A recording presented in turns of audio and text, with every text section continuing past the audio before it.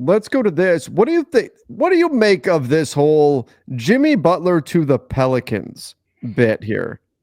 Man, that was something I didn't see coming at all. Like I haven't had a chance to really read through the articles that dropped today, but yeah, that's an interesting one. If they're planning on getting him and maybe making something happen going forward, I don't know if they're trying to keep Jimmy or not, but I don't know if he'd want to stay there or if they're planning on paying him or what the plan is.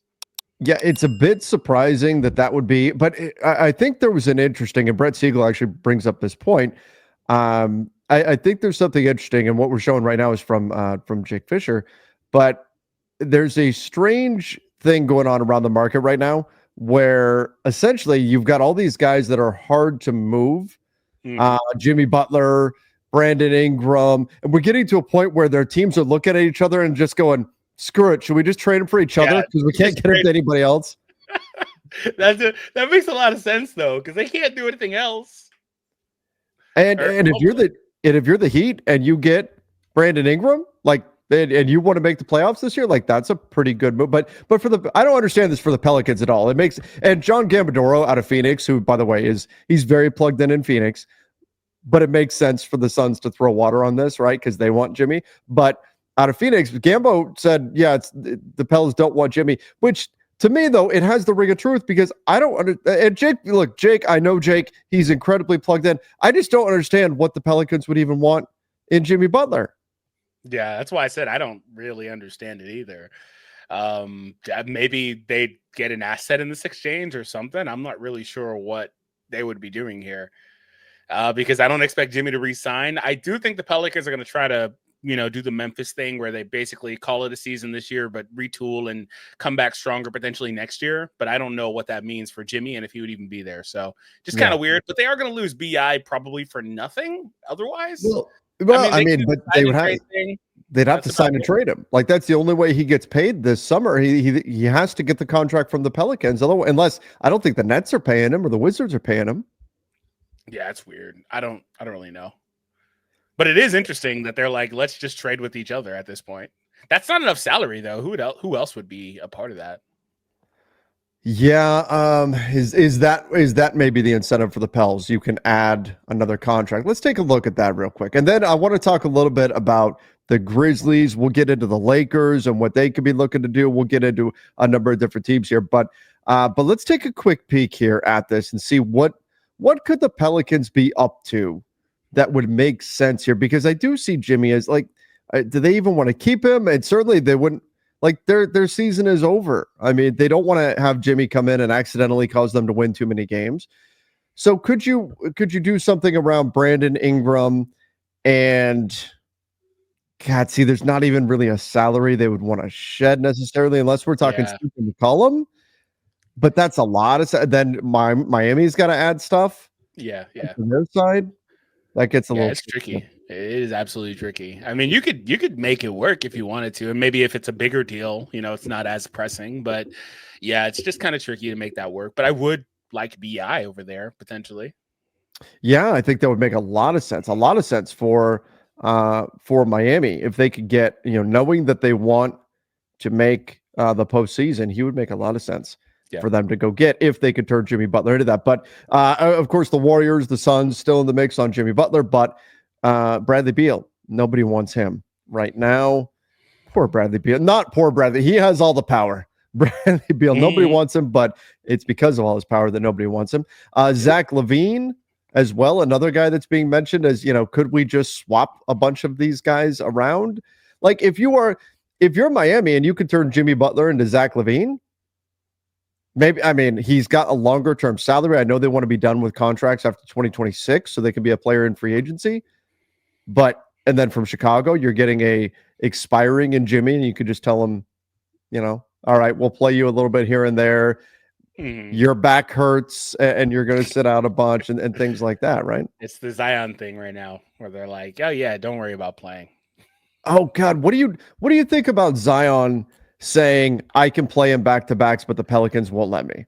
Yeah. It's not the craziest thing given how much he's missed in terms of time throughout his career, but it's also kind of just funny when players come out and say they don't want me to play. for one reason or another. He said if they let him, he would go out there. But, I think some of that's just we don't want you playing because of health, because like I said, but also probably tanking too. So I think it's important to underscore that this is actually pretty common. And so a lot of the times when the players from the fans, the players get a lot of the heat for situations like these where they're sitting out or whatever. And most of 9 times out of 10, it's not the player, it's the team that's having them sit out. So Zion gets a lot of flack for sitting out games and stuff. Kawhi, right? All these guys that are load managing and all that stuff. It's not typically the player, it's the team that wants them to sit out, and for various reasons, depending on the injury that they're dealing with. But Zion saying, "Oh yeah, I would play him back to." I wonder if that gets. Well, I don't think he made All NBA, did he? I was going to say because he's not going to meet that superstar requirement or the star requirement for the NBA to fall under their resting policies. Yeah, they can. So do they can rest him whenever they want. Yeah, and I think with the team thing, fans expect the player to still go over and be like, "Yeah, I'm going to play anyway." Like, I think that's what it is. Yeah. We've seen that happen before with mainly superstars in the past. Like, Kobe would say, "I'm going to play," like, but that doesn't happen as often today. Yeah. Does that is it where a player can just tell the team, "Oh no, I'm playing anyway." Yeah, that's more or less few what I guys think. have that. Yeah, I think that's where fans are like, more critical on players too, because they're expecting these guys, regardless if they could play, to go play, regardless of what the team says. But I think they're also tanking this year too. So yeah, or trying to anyway. They kind of have to. All right, let's go here. So I do think this is interesting. Other teams that have heard from Miami or called Miami on Jimmy, the Suns, the Grizz, the Bucks, the Warriors, all interested. The 76ers would have interest in bringing Jimmy Butler back, but nobody wants Paul George's contract. How crazy. They just signed that contract and it's already a bad contract. It's terrible, dude. Like you could see it a mile away that was going to be a bad contract extension that they gave him, which is why there was going back to it, I kind of like don't fault the Clippers when they tried to like basically, I don't want to say lowball, but they were shooting way lower than what he wound up getting. Yeah. Because it's just tricky. Like he's going to be in his late 30s making $60 million. I don't see that being worth it. Like I've said, like his skill set will age fine. He'll be a good role player, but he's not going to be worth $60 million. Yeah. That's tricky, man. So here's and we talked about the Beal piece of it. Talked about that. There was a bit in here, and I'll find it, but it was about the Grizzlies being a team to potentially just say, you know what, we're going to trade for Jimmy anyway. We're going to trade for Jimmy anyway. We're going to do it, even though he doesn't want to be here. Because he's an expiring contract, we want an expiring contract so that we can give Jaren Jackson Jr. more money. And we expect Jimmy to show up. And I do wonder if the Warriors are already putting out, well, we might be interested in Zach LaVine, and we'll talk about that in a minute. The Warriors are putting out their interest in Zach LaVine. The Suns maybe can't move Bradley Beal, and so they're pivoting to trying to move Jokic or Nurkic. I mean, boy, I wish they wish they had Jokic, Nurkic for Bogdanovic. That could leave much fewer suitors for Jimmy Butler. And then maybe the Grizzlies just say, you know what? Nobody else is buying on this guy. No place that he actually wants to go. Jimmy, come play in Memphis. They just got a really big win last night against the Houston Rockets, even without Ja playing. Sengun was not playing for Houston, but still very, very, feisty game. It was a fun one. But Memphis could realistically tell Jimmy, look, come play for us for a season and we have a shot.